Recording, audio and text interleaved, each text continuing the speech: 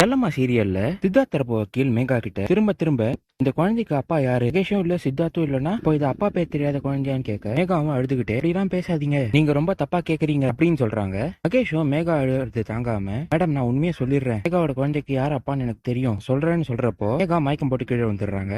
மயக்கம் தெளிஞ்சதும் மேகாவே எந்திரிச்சு வயித்துல வளர்ற குழந்தைக்கு மகேஷ் தான் அப்பா, இது ஒன்னும் அப்பா இல்லாத குழந்தை கிடையாது அப்படின்னு எல்லாரும் முன்னாடியும் உண்மையை சொல்லிடுறாங்க. இதை கேட்டு சித்தார்த்தும் குடும்பத்தாரும் ரொம்பவே சந்தோஷப்படுறாங்க. மகேஷும் பரவாயில்ல மேகா இப்பயா உண்மையை ஒத்துக்கிட்டாருன்னு, அம்மா மேகா சொன்னது உண்மைதான், குழந்தையோட அப்பா நான் தான் மேகா கிட்ட தப்பா நடந்துகிட்டேன், இல்ல சந்தர்ப்ப காரணம்னால என்னால உண்மையை சொல்ல முடியல, எல்லாருமே என்ன மன்னிச்சிருங்கன்னு சொல்றாரு. செல்லம்மா ரியா இருக்கிற இடத்த கண்டுபிடிச்சு போலீஸோட அந்த இடத்துக்கு போய் மாணிக்கத்துக்கிட்ட இருந்து ரியாவை காப்பாத்தி கோர்ட்டுக்கு கூட்டிட்டு வராங்க. கோர்ட்ல இருந்த நீதிபதியும் மேகா ஒரு பொய் வழக்கு போட்டிருக்காங்க, அது மட்டும் இல்லாம கோர்ட்டோட நேரத்தை வீணடிச்சதுக்காக மேகா 1,00,000 அபராதம் கட்டணும்னு விதிச்சிடுறாங்க. தீர்ப்பெல்லாம் முடிஞ்சு வெளியே வந்த உடனே மகேஷ் ரியா கிட்டயும் மேகா கிட்டயும் ஒன்னும் கொல்லப்படாத மேகா, ரெண்டு பேரையும் நான் பாத்துக்கிறேன், நீ வயிற்றுல இருந்து இந்த குழந்தைய அழிச்சிட்ட, இருந்தாலும் பரவாயில்ல நான் உன்னை ஏத்துக்கிறேன், நம்ம குடும்பமா சந்தோஷமா இருக்கலாம்னு சொல்ல மேகாவும் முடியவே முடியாது, இந்த காலத்திலயும் நான் கூட சேர்ந்து வாழ மாட்டேன், எனக்கு நீ வேணான்னு ஒத்துக்கிறாங்க. அந்த நேரம் பார்த்து செல்லம்மாவும் அங்க வர சித்தார்த்தோட தீர்ப்பை கேட்டு சந்தோஷப்படுறாங்க. மகேஷும் செல்லம்மா கிட்டயும் சித்தார்த் கிட்டயும் மன்னிப்பு கேட்டு என்ன மன்னிச்சிருங்க சார், ஒண்ணு மாட்டிக்கிறனால தான் என்னால உண்மையை சொல்ல முடியல, ஒன்னும் தப்பா எடுத்துக்காதீங்க சார்னு சொல்ல சித்தார்த்தும் பரவாயில்ல மகேஷ், நீங்க சந்தர்ப்ப சூழ்நிலைனால தான் இந்த மாதிரி போய் சொல்லிருக்கீங்கன்னு எனக்கு தெரியும், நீங்க உங்க குடும்பத்தோட சந்தோஷமா இருங்கன்னு சொல்றாரு.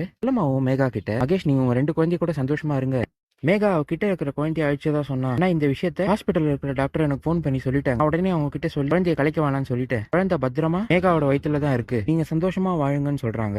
லக்ஷ்மி மேகா கிட்ட சொல்லபடியே செல்லம்மா தான் ஜெயிச்சுட்டா, அவளுக்கு சேர வேண்டிய தாலியை கொடுன்னு சொல்ல மேகாவும் தாலியை செல்லம்மா கையில கொடுக்குறாங்க. தாலியை கையில வாங்கினதும் செல்லம்மாவும் சித்துவும் சந்தோஷப்படுறாங்க. இதான் இன்னைக்கு எபிசோட்ல நடந்தது.